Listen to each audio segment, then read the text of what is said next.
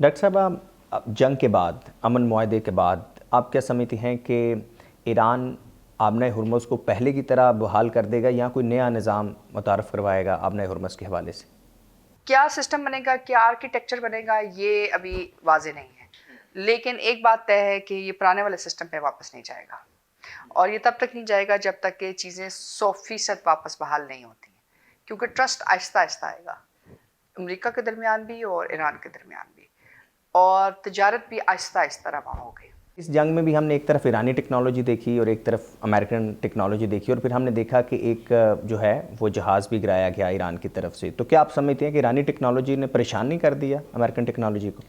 دیکھیں، ایرانی ٹیکنالوجی نے پریشان نہیں کیا ہے، ایرانی عسکری حکمت عملی نے پریشان کیا ہے، اسٹریٹجی نے۔ اسٹریٹجی۔ دیکھیں، ٹیکنالوجی تو ساروں کو پتہ ہے کہ سپر سونک استعمال ہوئے گا تو سپر سونکس کیسے استعمال ہوئے گا، اگر ڈرون ہوئے گا تو ڈرون کیسے استعمال ہوگا، لیکن روس ٹھیک اور ہے۔ چائنا نے کس حد تک دیکھیں، مدد کی بہت ہوگی؟ حد تک کی ہے، اس میں کوئی ہمیں دو رائے نہیں ہونی چاہیے۔ جو میزائلز کی آپ نے اسٹرینتھ دیکھی ہے، جو اینٹی بیلسٹک مسل سسٹمز کی اسٹرینتھ دیکھی ہے، جو باقی چیزوں کی، جو امپلائمنٹ ہے اسٹریٹجی کی، وہ ماسٹر اسٹریٹجی ہے۔ یعنی یوزلی ہوتا یہ کہ جو آپ کے سب سے طاقتور میزائل ہوتا ہے آپ سب سے پہلے اس استعمال کرتے ہیں، اصولاً یہ ہے، اصول یہ ہے۔ ایران نے وہ میزائل اپنی لیٹر وار کے لیے رکھے، اس کا امپیکٹ پھر ڈبل آیا۔ لیکن اگر ایران کی اتنی اچھی اسٹریٹجی تھی تو پھر بھی ایران کے جو ملٹری لیڈرز تھے وہ کافی زیادہ جان سے گئے، امریکہ نے ان کو ٹارگٹ کیا، تو وہ پھر امریکہ کے لیے اتنا آسان کیسے ہوا؟ دیکھیں، آسان اس لیے ہوا کیونکہ ہیومن انٹیلیجنس کا تو آپ کچھ نہیں کر سکتے نا۔ اگر آپ اور میں یہاں بیٹھے ہوئے ہیں اور کوئی آپ کی مخبری کرتا ہے تو وہ ہیومن انٹیلیجنس کا فیلئر ہے، وہ ٹیکنیکل انٹیلیجنس نہیں ہے صرف۔ اصل بات یہ ہے کہ ایک انٹیلیجنس اوور لیپ تو تھا، بہت سارے لوگوں کو، فار ایگزامپل آئی فونز جو ہے سبسڈیز کے اوپر بکے گئے، کہ اگر آپ ایران میں آئی فون خریدیں گے تو وہ آپ کو $300 کا ملے گا، کیونکہ سبسڈی مل رہی تھی امریکن ڈپارٹمنٹ آف ڈیفینس کی طرف سے۔ اسی طرح ایران کے اندر اسٹٹ نیکس کے اندر جب انہوں نے ایران کے ایٹمی پروگرام میں انرچمنٹ کو سلو کیا تو وہ بھی کسی نے فزیکلی جا کے جو ہے USB ڈرائیو لگائی تھی۔ بریلینس جو ہے ان کی ملٹری اسٹریٹجی کے اندر آئی ہے، ان کے ریزالو میں آئی ہے، ان کی capacity to absorb the pressure آئی ہے، اور امریکہ نے بھی بریلینس تو دکھائی ہے۔ جو پہلے 10 گھنٹے تھے انہوں نے اپنے سارے جنگی اہداف حاصل کر لیے۔ اب جب آپ نے سارے جنگی اہداف حاصل کر لیے اور اس کا اسٹریٹجک افیکٹ نہیں آیا تو اس کا مطلب ہے کہ آپ کی اسیسمنٹ آف ٹارگیٹنگ غلط تھی، آپ کی اسیسمنٹ آف کنیکشن غلط تھی، آپ کی understanding of socio political cultural impact different تھی، اور اس کا جو ملٹری امپیکٹ ہے اس کی بھی انڈرسٹینڈنگ آپ کی لمیٹڈ تھی۔ تو جو اسٹریٹجک فیلئر ہے اس کو آپ آپریشنل بریلینس سے ٹھیک نہیں کر سکتے ہیں۔ ہم یہی کہیں گے کہ امن معاہدہ تقریباً ہو چکا ہے، تو پاکستان کی جو ملٹری ڈپلومیسی ہے، اور ایک تو ہم نے دیکھا کہ جیسے ہمارا سعودی عرب کے ساتھ دفاعی معاہدہ، تو آپ کیا سمجھ رہی ہیں کہ اس کے جو پاکستان کو بڑے فائدے ہو سکتے ہیں؟ کیا اور ممالک کے ساتھ بھی پاکستان کا ایسا دفاعی معاہدہ ہو سکتا ہے؟ انشاءاللہ ایران کے ساتھ بھی ہو سکتا ہے، وہ کون کون سے کنٹری ہوں گے جو جن آپ سمجھتے ہیں کہ یہ ضرورت ہے اور ان کے ساتھ ہمارا ہو سکتا ہے؟ ایران کے ساتھ ہو سکتا ہے، قطر کے ساتھ ہو سکتا ہے، گلف کے اندر اور ممالک ہیں ان کے ساتھ ہو سکتا ہے، ترکی کے ساتھ ہو سکتا ہے۔ آپ مت بھولیں ایران، پاکستان اور ترکی RCDA کے ممبر تھے۔ اسی طرح آپ کی بہت ساری چیزوں کے اندر اوور لیپس ہیں، اور اگر یہ معاہدے ہوتے ہیں تو یقینی طور کے اوپر یہ معاہدے جو ہیں بہتری کا سبب بنیں گے، اور معاہدوں کی مختلف قسم کی نوعیت ہے، مختلف قسم کی ان کی امپیکٹس ہے اور مختلف ان کا اسکوپ ہے، تو ہم نے ہر معاہدے کو دیکھنا ہے اس کے مطابق۔ لیکن ظاہر ہے جو سعودی عربیہ کے ساتھ ہمارے تعلقات ہیں وہ بہت یونیک ہیں، اگر وہ خادمین حرمین شریفین ہیں تو ہم محافظین حرمین شریفین ہیں۔ اچھا، بورڈ آف پیس کے آپ کو کیا غرض و مقاصد سمجھ آتے ہیں؟ دیکھیں، بورڈ آف پیس کا مقصد یہی تھا کہ جنگ بندی ہو۔ جس طرح کا اسرائیل نے اس وقت ماحول بنایا ہوا تھا غزہ کے مسلمانوں کے ساتھ، بہت ضروری تھا کہ کسی طرح ان کو اس جارحانہ سچویشن سے نکالا جائے۔ جو اتنا قتل و غارت کا بازار جمع کیا ہوا تھا اس کو روکنا تھا، وہ آپ نے کیا، اور اگر اس کے بعد آپ ریکنسٹرکشن کرنے میں کامیاب ہو جاتے ہیں، اور وہ ریکنسٹرکشن اسی بیسس پہ ہوئے گی جب فلسطینی عوام اس بات کا فیصلہ کریں گے اور وہاں کی اتھارٹیز کریں گی، جو وہ کہیں گی اس کے مطابق آپ آگے بڑھیں گے، تو جب وہ فیصلہ کر لیں گے تو پھر ظاہر ہے آپ بھی ان کی معاونت کریں گے۔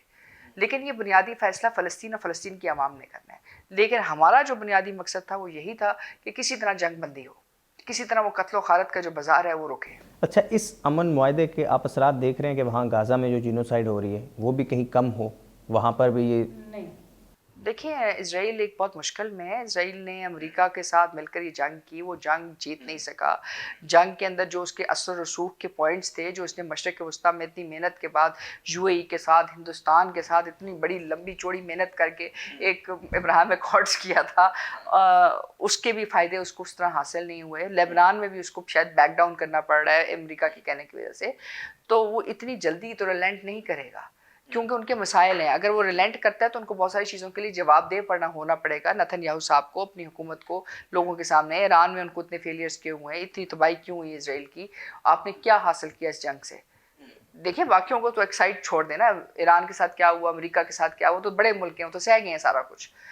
اسرائیل اپنے لوگوں کو جا کے کیا کہے گا کہ آپ نے یہ جنگ کرا کر کے کیا حاصل کیا.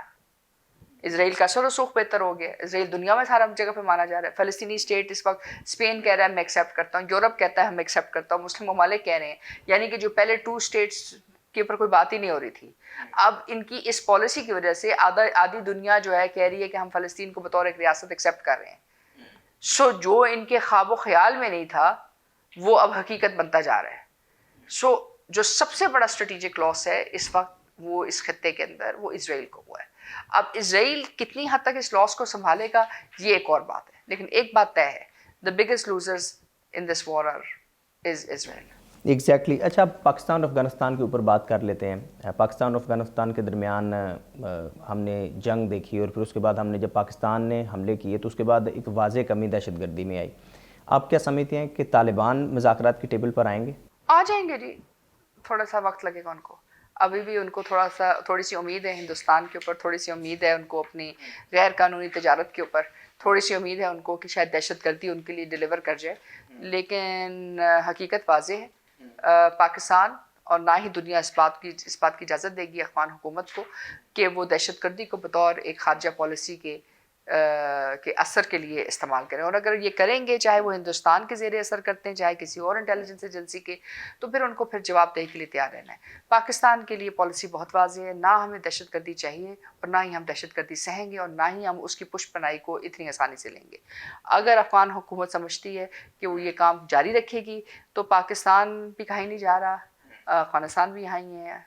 ہمیں کوئی فرق نہیں پڑتا کہ اگر ہم اگلے 10 سال تک پاکستان افغانستان سرحد کو بند رکھیں, لیکن پھر یہ فیصلہ افغانستان کو کرنا ہے کہ وہ کس قسم کی ریاست بننا چاہتے ہیں. ایک ایسی ریاست جو بین الاقوامی دہشت گردوں کا ساتھ دے گی, یا ایک ایسی ریاست جو ایک بہتر طریقے سے خطے کے ساتھ مل کر چلنا چاہتی ہے. لیکن کلادم تنظیموں کے حوالے سے خدشات اب بھی موجود ہیں, تو سلوشن اس کا حل پھر آپ کو کیا سمجھ آتا ہے کہ کوئی ملٹری سلوشن ہے, ڈائیلاگ ہے؟ دیکھیں ملٹری سلوشن تو ہے, ڈائیلاگ تو اس وقت ہوتا ہے نا جس وقت آپ کسی نارمل سلوشن سے بات کریں, کسی نارمل ایکٹر سے بات کریں.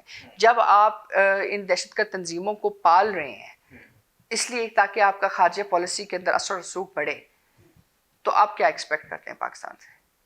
پاکستان نے صرف ایک سمپل سی بات کی ہے, نہ آپ دہشت گردی کریں نہ آپ دہشت گردوں کو پناہ گاہیں دیں. اگر آپ پناہ گاہیں دیں گے اور اس کے بعد دہشت گردی کریں گے تو پھر پاکستان اس کا جواب دے گا. آپ رکھنا چاہتے ہیں دہشت گرد, پالنا چاہتے ہیں, آپ پالیں, آپ جو مرضی کرنا چاہتے ہیں کریں.